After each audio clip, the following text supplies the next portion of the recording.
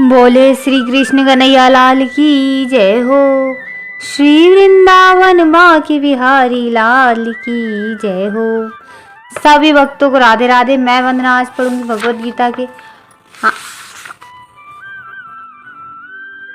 8वें अध्याय का 9वां श्लोक। चलिए शुरू करते हैं। अभी तक चैनल को सब्सक्राइब नहीं किया है तो चैनल को सब्सक्राइब कर बेल आइकन पर प्रेस करें ताकि आने वाली वीडियो की नोटिफिकेशन आप सभी को सबसे पहले मिले।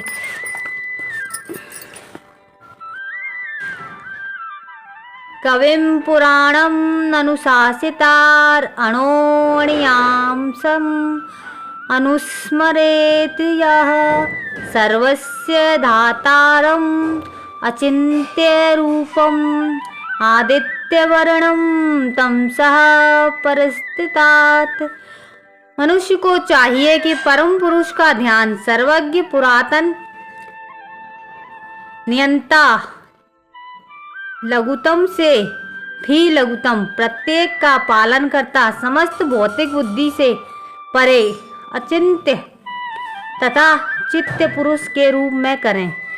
वे सूर्य की भांति तेजवान हैं और इस भौतिक प्रकृति से परे दिव्य रूप हैं।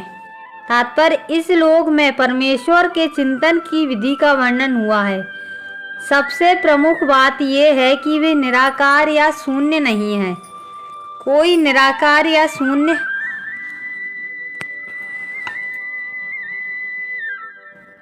का चिंतन कैसे कर सकता है, यह अत्यंत कठिन है। किंतु कृष्ण के चिंतन की विधि अत्यंत सुगम है और तथ्य रूप में यहाँ वर्णित है। पहली बात तो ये कि भगवान पुरुष हैं।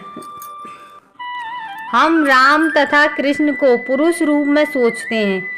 चाहे कोई राम का चिंतन करे या कृष्ण का, वे जिस तरह के हैं उनका वर्णन भगवद गीता में इस श्लोक में किया गया है। भगवान कवि हैं तथा अर्थात वे भूत वर्तमान भविष्य के ज्ञाता हैं, अतः वे सब कुछ जानने वाले हैं। वे प्राचीनतम पुरुष हैं क्योंकि वे समस्त वस्तुओं के उद्गम हैं।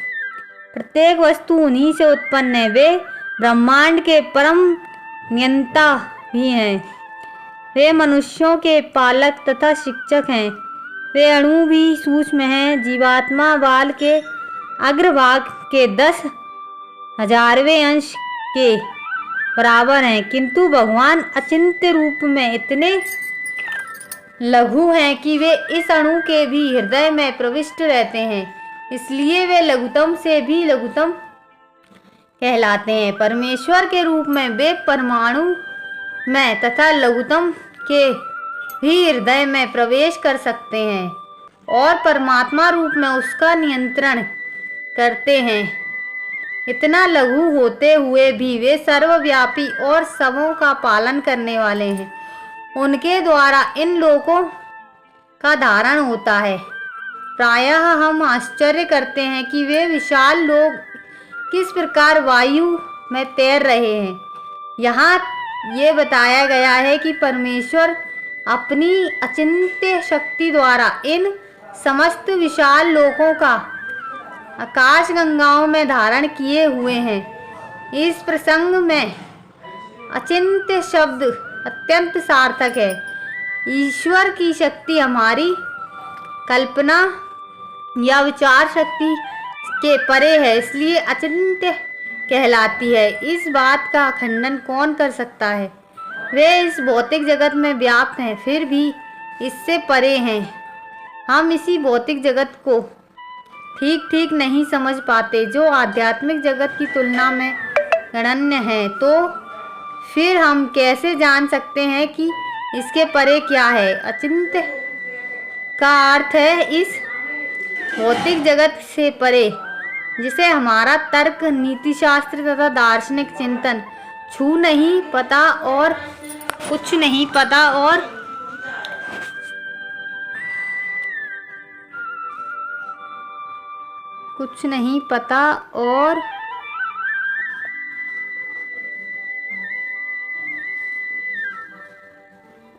जो अकल्पनीय है।